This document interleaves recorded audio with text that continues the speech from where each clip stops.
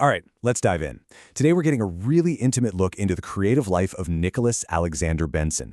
We're zooming in on one single day, September 11th, 2025, to see exactly how an idea that starts in a dream can explode into a whole day of nonstop creation. So you gotta wonder, right? How does a day that's gonna be packed with so much creativity actually get started? Does it kick off with a strong cup of coffee, maybe an intense morning workout? Well, for Nicholas, it's none of those things. It starts somewhere else entirely. It begins with a battle. I'm not kidding. A full-on lucid dream where he and his team are in the middle of a fight in this place called the Storyverse. And this isn't just some random weird dream. Oh no. This is the spark that's about to light the fuse for the entire day's work. Okay, get this. It's 4:30 in the morning, and the very first thing he does is capture that dream, pinning it down in a detailed journal entry. This entry, which he called a dream of razor winds, becomes the actual blueprint for everything that's about to happen. So the dream plays out in three parts. First, bam! His team gets ambushed by a bat knight in this chaotic wind world. But here's the cool part. Instead of just punching back, Nicholas makes this really clever move. He creates a wind elemental to just snatch the knight's amulet, the source of its power. And in the end, the powerless knight is toast, and the amulet ends up with his ally, Second Brain. And the dream journal gives us this awesome look at the bad guy. These bat knights are basically humanoid vampire bats in armor, and apparently they get reality-bending powers from drinking the blood of something called a lucid light cow. I mean, this is a perfect example of how deep the lore already is in his dream world. It's like this bottomless well of story ideas. But here's the thing. Nicholas doesn't just have these wild dreams and then forget them. No way. He analyzes them meticulously. He has this podcast called Dreamcast, where he and his AI creative partner, Gemini Nova, just break down every little bit of symbolism and story to find some deeper meaning. And you have to hear this insight from Gemini Nova. It's just fascinating.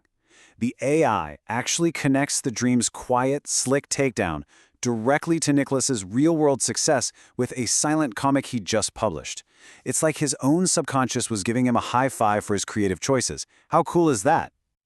And the dream ends with this massive plot twist. The super powerful werebat amulet is now in the hands of Second Brain, who's described as this non-violent being of pure thought. It's like giving a magic wand to a supercomputer. This one little event just sets up a whole new dynamic for future stories. So the dream is logged, it's been analyzed, and now that spark is about to become a full-on bonfire. The next phase starts immediately, turning this abstract vision into actual, tangible stuff. And the pace here is just staggering. I mean, look at this. Before most people have even finished their first cup of coffee, there's just a creative explosion. From that one dream, he cranks out reference art, a comic strip, an anime scene, a wiki page, the Dreamcast episode itself, and even a theme song. All of this is done and dusted before 9 a.m. It's wild. And somehow, in the middle of all that, he also found time for a little side quest. He jotted down some really interesting notes on Incredibles 2, basically arguing that the movie would have been way better and more relevant with its original AI villain idea. It's just a great little peek into how his storyteller brain is always working. But you know, all this incredible output doesn't just happen in a vacuum. The next big step is to share it, right? To connect with his community on platforms like StoryNext. And that feedback loop is instant. A notification pops up, someone loved his comic Ember and Echo. This direct connection, that immediate feedback from the audience, that is such a vital part of a creator's world these days. And it just keeps coming. Moments later, another fan reacts, and not just to an older comic, but to a brand new one that he published that very same day. This constant flow of creating new things and getting an instant reaction is what fuels that whole community. And that new comic is Rainbow Rescue. It's another silent story, this time about rescuing a rainbow tarantula from a lab. It just proves that his creative engine is always on, not just processing dreams, but churning out totally new ideas right alongside them. As if that wasn't a full day already, he also made a huge business move. With a little help from his AI tools, he launched a brand new storefront on Payhip, creating a whole new way to get his comics directly to his fans. And he launched it with a bang. 7 of his comics went up immediately, all under a pay-what-you-want model, which, is a fantastic way to make his work super accessible while also building that direct financial relationship with his audience.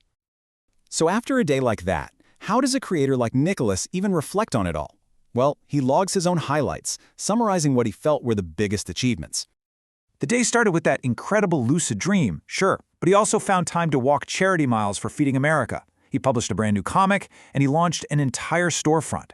It's just this perfect blend of imagination, giving back, creative output, and building for the future all in one day. This entire whirlwind of creativity, the comics, the music, a new business, every single piece of it started with one dream, logged before sunrise. It really makes you wonder, doesn't it? If your day is fueled by dreams, what will you create tomorrow?